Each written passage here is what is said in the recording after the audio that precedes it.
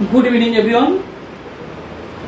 NEET 2024 যে ক্লেমকারী, সত্যি এটা ভাবতে অবাক লাগে যে এনটিএর মতো একটা সংস্থা, মেডিকেলের মতো একটা গুরুত্বপূর্ণ এন্ট্রান্স টেস্ট সম্পর্কে যে ঘটনাটা ঘটিয়েছে আর কি, বা তাদের আমলেই যে তত্ত্বাবধানে যে পরীক্ষাটা হয়েছিল সেখানেই যে ঘটনা ঘটেছে, সত্যি এটা ভাবা যায় না।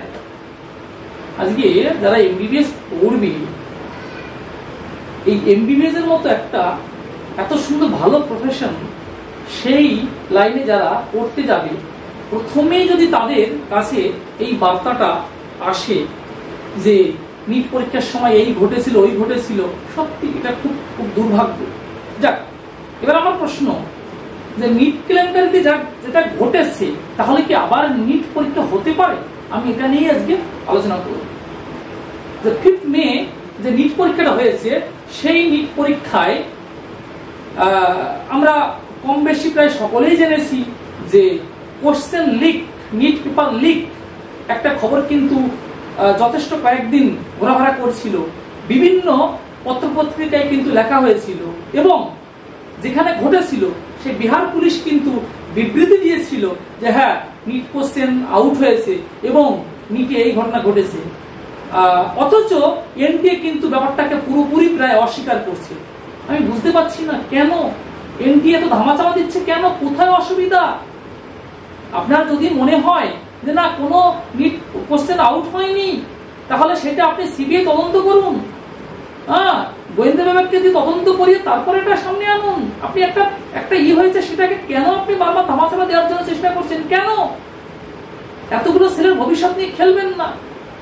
প্রাইভেট যাদের ঠিক আছে প্রচুর টাকা পয়সা আছে, আপনি একটা র্যাঙ্ক বের করে দিলেন, যাদের প্রচুর কোটি কোটি টাকা আছে, সে কোটি কোটি টাকার ডাক্তার হয়ে যাবে। কিন্তু ভাবুন তো, একটা নিম্ন মধ্যবিত্ত পরিবার ছেলে বা একেবারে খুব একটা গরিবের ছেলে, তার তো একটাই স্বপ্ন, তার একটাই ক্ষমতা আছে, পড়াশোনা ভালো করে একটা নিট র্যাঙ্ক করা। কিন্তু এনটি কি করছে? এটা একের পর এক বিবৃতি দিয়ে যাচ্ছে। গতকাল পর্যন্ত যে বিবৃতি দিয়েছে সেটাও কিন্তু জনগণ কোশ্চেন করেছে, ক্যান্ডিডেট কোশ্চেন করেছে। এটা কি হচ্ছে দেখা যাক। আমি এখানে যতটা পারি এখানে ব্যাখ্যা করব, এবং তার পরিপ্রেক্ষিতে পরবর্তীতে কি স্টেপ নিতে পারে আমাদের, যদি এটা কেস মহামান্য সুপ্রিম কোর্ট পর্যন্ত পৌঁছায়, তাহলে কি কি সুপ্রিম কোর্ট স্টেপ নিতে পারে সেটা আমরা হয়তো বলতে পারবো না, অবশ্য আইন বিশেষজ্ঞরা এটা ভালো বলতে পারবেন। কিন্তু কি ঘটেছে আমরা সেটা নিয়েই কিন্তু ব্যাখ্যা করতে পারি। দেখা যাক। দেখো, আনন্দবাজার পত্রিকায় 12ই মে একটা খবর প্রকাশিত হয়েছিল, যার হেডলাইন ছিল যে নিটের প্রশ্ন ফাঁসে ধৃত 13। আমার কোশ্চেন যে আনন্দবাজার পেপার তাহলে কি ভুল লিখল? আজকে যদি নিট বলে থাকে যে না, কোনো কোশ্চেন আউট হয়নি, তাহলে আনন্দবাজার পেপারের এগেইনস্টে কেন কেস করলো না? ফার্স্ট কোশ্চেন, যে কেন আনন্দবাজার পেপার এই বিবৃতি দিল যে নিটের প্রশ্ন ফাঁস, এই টার্মটা ইউজ করলো কেন? নিঃসন্দেহে কিছু ঘটেছিল। একই রকম ভাবে ওই 12ই মে কিন্তু সানডে টাইমস সে কিন্তু যে শিরোনামে খবর বের করেছিল যে প্রত্যেকটা ক্যান্ডিডেট একটা কোশ্চেন পেতে 50 লক্ষ টাকা পর্যন্ত দিয়েছিল। এটাও কি ভুয়ো খবর? এটা হতে পারে কখনো? যাক, দেখা যাক। আনন্দবাজার পেপারে মোটামুটি যে খবরটা বলা হয়েছিল যে বিহার পুলিশের তরফ থেকে কিন্তু জানানো হয়েছে যে তদন্তভার আর্থিক অপরাধ শাখাকে দেওয়া হয়েছে। অর্থাৎ বিহারে যে আর্থিক যে অপরাধ যে শাখা আছে, সেই আর্থিক অপরাধ প্রতিরোধী যে শাখা, সেই শাখাকে দেওয়া হয়েছে। এবং এই আনন্দবাজার পেপারে সেদিন কিন্তু লেখা হয়েছিল 12ই মে যে এ পর্যন্ত 13 জনকে গ্রেফতার করা হয়েছে। আরো লেখা হয়েছে যে পুলিশ দাবি করেছে 5 মে পরীক্ষার আগে 35 জন পরীক্ষার্থীর কাছে প্রশ্ন পাঠানো হয়েছিল। 35 জন পরীক্ষার্থী কোশ্চেন পেয়েছিল। আমার কোশ্চেন, কিসের বেসিসে বিহার পুলিশ বলেছিল? নিঃসন্দেহে তারা কি তদন্ত করে দেখেছে ঘটনা ঘটেছে, সুতরাং এটা অস্বীকার করার জায়গা নয়।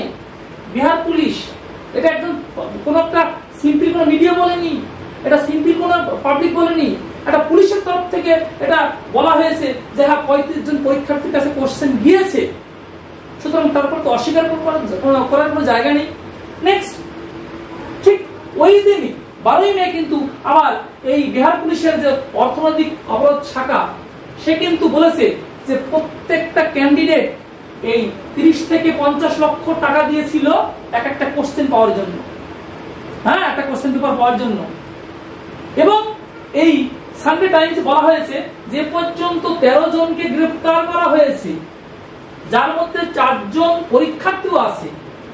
ওকে, এবং পরীক্ষার্থীরা নিজেরাই জানিয়েছে যে 35 জন ক্যান্ডিডেটকে পাটনার এই কৃষ্ণনগরের লার্ন বয়েজ হোস্টেলে নিয়ে গিয়ে কোশ্চেন দেওয়া হয়েছিল। সুতরাং 12 তারিখের খবর অনুযায়ী আমি যদি ধরি আর কি, যে যথেষ্ট রেপুটেড দুটো, ঠিক আছে, আমাদের যে নিউজ পেপার, সেই নিউজ পেপারে পরিষ্কার কিন্তু বলা হয়েছে যে 35 জন ক্যান্ডিডেট কাছে কোশ্চেন দিয়েছিল, তারাই বলেছে 13 জন গ্রেপ্তার হয়েছে, 30 থেকে 50 লক্ষ টাকা দিয়েছিল এক একজন কোশ্চেন পাওয়ার জন্য। সুতরাং এগুলো ভুয়ো তথ্য হতে পারে না, আমার ধারণা। পুলিশ এত বড় মিথ্যা কথা বলতে পারে না, অবশ্যই তাদের কাছে এভিডেন্স আছে। এইবার দেখা যাক, এবার এইগুলো করার পরেও এনটিএ কোনো স্টেপ নেয় না, এনটিএ এক কথায় হাত ধুয়ে ফেলছে। এটা হতে পারে না, এটা হতে পারে না। আজকে এটা যেহেতু একটা এসছে সামনে, হ্যাঁ, একটা কেলেঙ্কারির ব্যাপার এসছে, কেন এনটিএ উচ্চ পর্যায়ে তদন্ত কমিটি তৈরি করেনি? কেন তদন্ত আবার সিবিআই কে দেওয়া হয়নি? তাহলে কিসের স্বার্থ জড়িত আছে এখানে? কার স্বার্থ জড়িত আছে এখানে?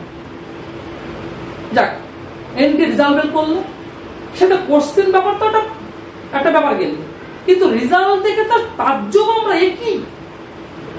67 জন পরীক্ষার্থী 720-র মধ্যে 720 পেয়ে ফার্স্ট হয়েছে। ইতিহাস হয়ে গেছে, রেকর্ড হয়ে গেছে। কি চলছে এগুলো তাহলে?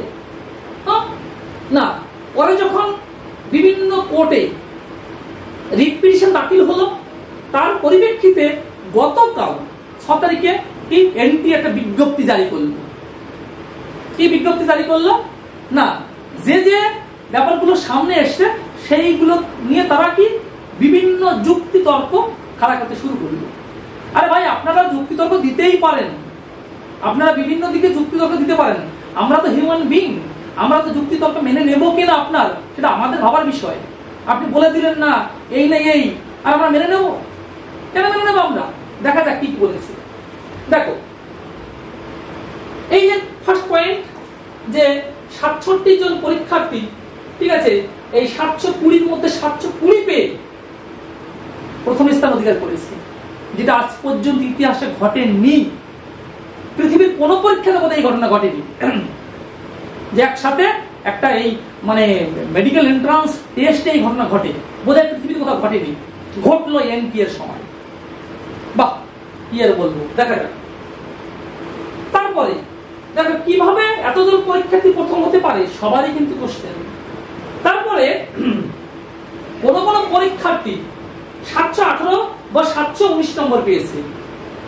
বা 718 বা 719 এই নম্বর কি করে পায়, এটা কিন্তু ব্যাখ্যা করা খুব কঠিন। আমরা যারা নিট পড়াই বা আরো শিক্ষকরা, আমাদের তো ক্যালকুলেশন থাকে। দেখুন, 180 খানা কোশ্চেন, ওকে, 180 খানা কোশ্চেন 4 নম্বর করে 720, বেশ ভালো কথা। আমি ধরলাম 1 নম্বরে কি কি পসিবিলিটি হতে পারে। দেখুন কি হতে পারে হাইয়েস্ট নম্বর পাওয়ার ক্ষেত্রে, হাইয়েস্ট নম্বর যে পায় তার ক্ষেত্রে কি হতে পারে। হ্যাঁ, 720-তে 720 পেতে পারে, তার প্রত্যেকটা কোশ্চেন, এই 180টা কোশ্চেনই কি কারেক্ট হতেই পারে, আগে পরে এর রেকর্ড আছে। কিন্তু দ্বিতীয় নম্বর কন্ডিশন, যে 720 পরে কত হতে পারে। দেখো, 180টা কোশ্চেন যদি কারেক্ট করে, কোনো ভুল যদি না করে, তার কোনো নেগেটিভ মার্কিং নেই, সবই তার পজিটিভ মার্কিং, অর্থাৎ 720 পেতে পারে। কেউ দেখা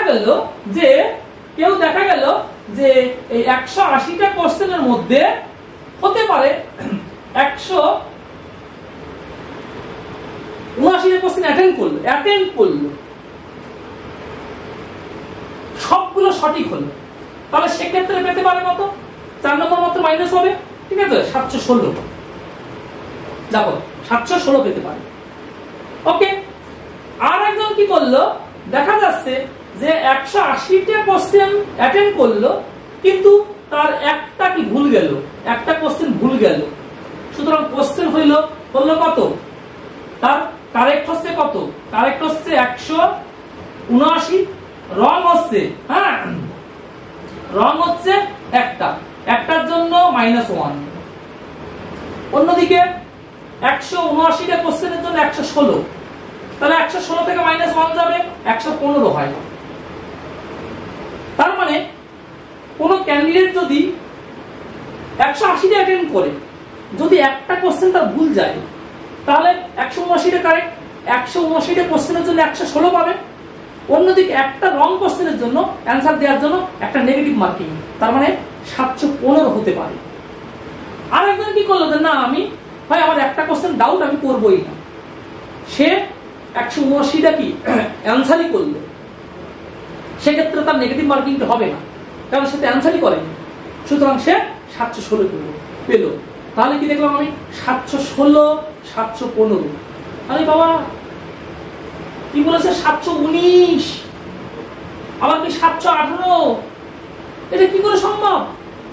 আরে বাবা, তো অবাক হওয়ার বিষয়, এটা হতে পারে না। আমাদের যারা আমরা পড়াই প্রত্যেকেই বলছি, এটা ভাই আমরা কোনোদিন আগে পরে দেখিনি যে এরকম একটা ওয়ার্ড, ঠিক আছে, নাম্বার, ডিজিটের একটা নম্বর পেয়েছি, এটা কি হচ্ছে? দেখুন এনটিএ সেইটাকে কিভাবে ব্যাখ্যা করে, দেখা যাক।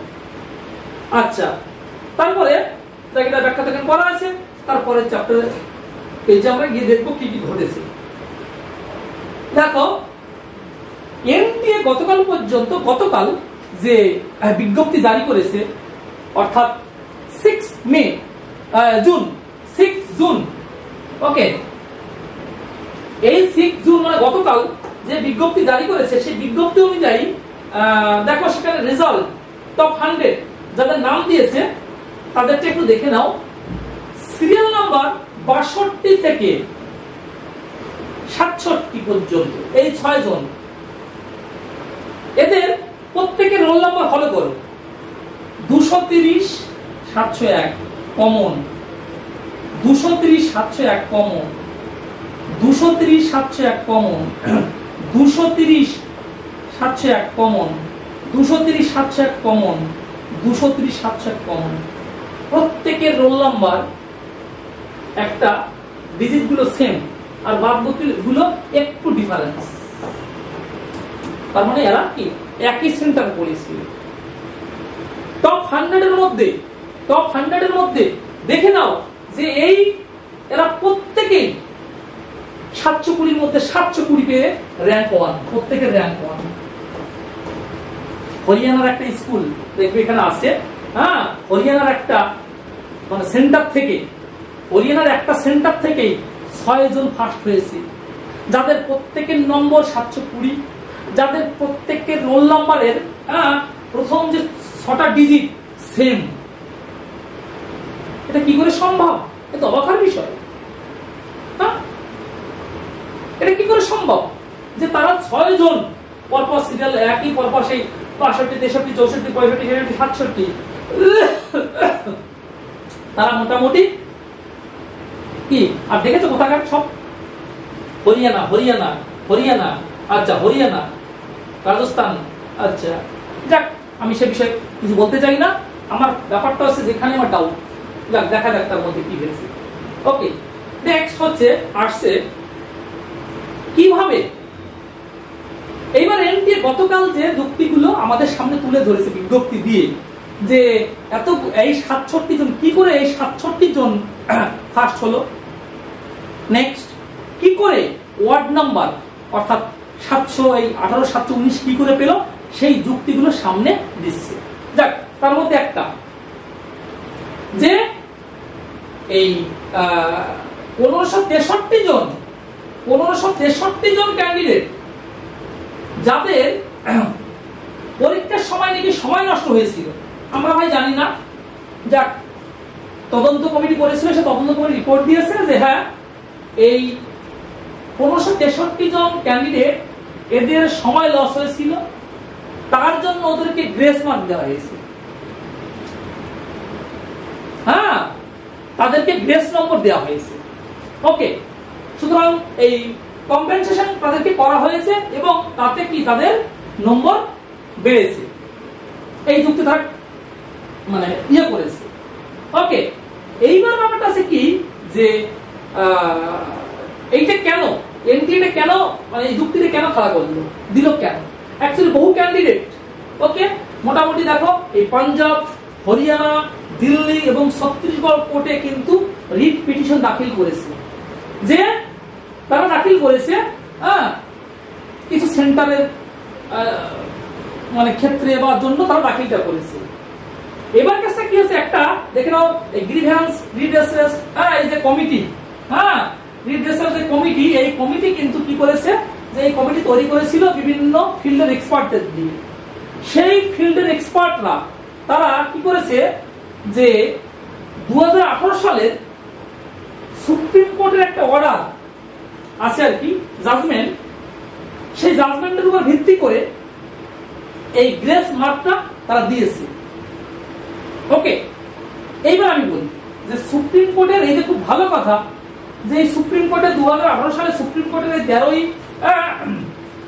যে জুন অ্যাকচুয়ালি তখন একটা এই ল এলএলবি বা আরো উচ্চতর ডিগ্রি করার জন্য এলএলএম পড়ার জন্য অল ইন্ডিয়া বেসিসে একটা এক্সাম হয়।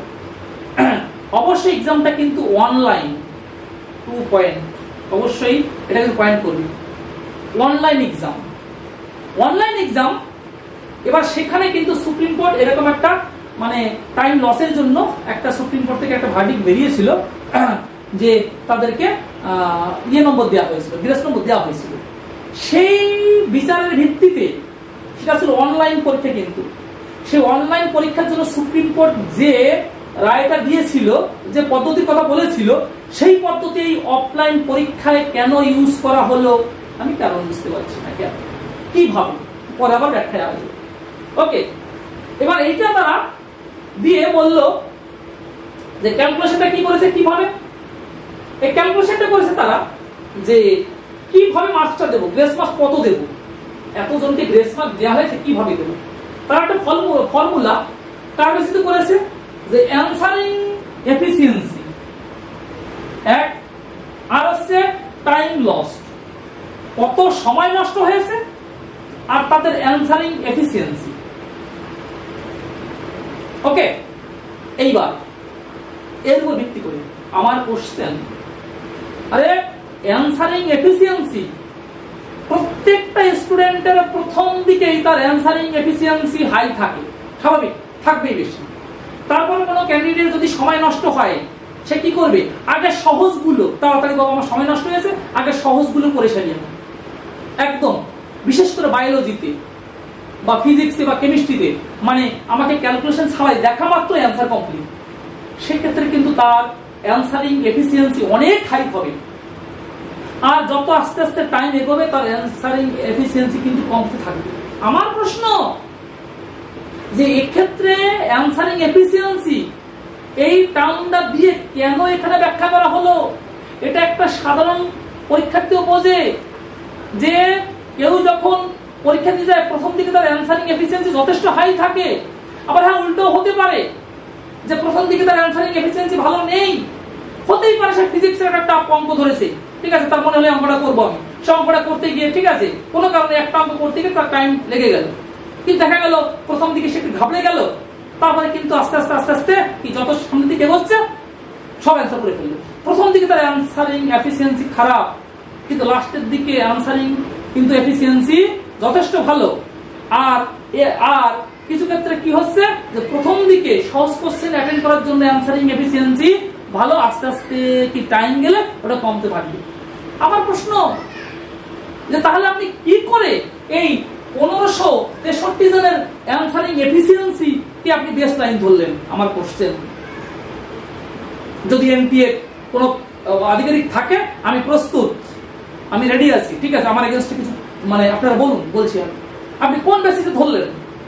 হতে পারে কোন স্টুডেন্ট প্রথমেই ঠিক আছে ফিজিক্সের একটা বা কেমিস্ট্রির একটা ক্যালকুলেশন করতে গিয়ে অনেক সময় লেগে গেছে, তারপরে তার অ্যানসারিং এফিসিয়েন্সি খারাপ, কেন তার তো পরে ভালো হতে পারে, আপনি কেন তাকে তাহলে মানে আপনি করছেন, অথবা দেখা যাচ্ছে কোন স্টুডেন্টের প্রথমে অ্যানসারিং এফিসিয়েন্সি যথেষ্ট হাই, কিন্তু যত সময় যাচ্ছে তারপরে কি জঘন্য, বাবা সে র্যাঙ্ক করে যাবে আপনাদের যুক্তি অনুযায়ী। এটা কোনো যুক্তি হলো? ছেলে খেলা চলছে নাকি এগুলো অ্যানসারিং এফিসিয়েন্সি? আচ্ছা, নেক্সট লস্ট টাইম। আরে বাবা, অনলাইন পরীক্ষা যদি হয় তাহলে সেইখানে কত টাইম লস্ট হলো অ্যানসারিং এফিসিয়েন্সি শিখানোও কিন্তু অটোমেটিক্যালি কি ক্যালকুলেশন করা যেতে পারে। আর কত টাইম লস হলো প্রত্যেক ক্যান্ডিডেট কিন্তু বেরিয়ে যাবে।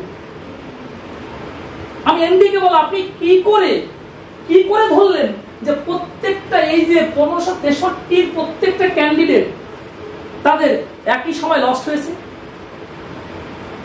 তাদের অ্যানসারিং এফিসিয়েন্সি সবার ক্ষেত্রে ঠিক আছে মোটামুটি, যে কি বললেন আপনি, একটা হয়তো পজিটিভ ধরলেন বা নেগেটিভ ধরলেন, যাই হোক এটা তো হতে পারে না, এটা হতে পারে না। আপনি তার উপর ভিত্তি করে ক্যালকুলেশন করে ফেললেন। এটা আমার বিবেচনায় কিন্তু এটা লিগ্যাল পয়েন্ট নয়। যদি সুপ্রিম কোর্টে কেস ওঠে, এই কেস নিয়ে যদি ঠিকভাবে বিচারপতিরা ভাবনা চিন্তা করেন, অবশ্যই রি এক্সাম হবে আমার ধারণা। আচ্ছা, দেখা যাক। তারা সেই যুক্তি দিয়ে বলছে যে এইভাবে আমরা গ্রেস নম্বর দেওয়ার ফলে 718 বা 719 হয়েছে। কি তথ্য, বাপরে কি তথ্য তাদের! দেখা যাক তারপরে কি বলেছে। দেখুন, তারপরে যেটা হয়েছে,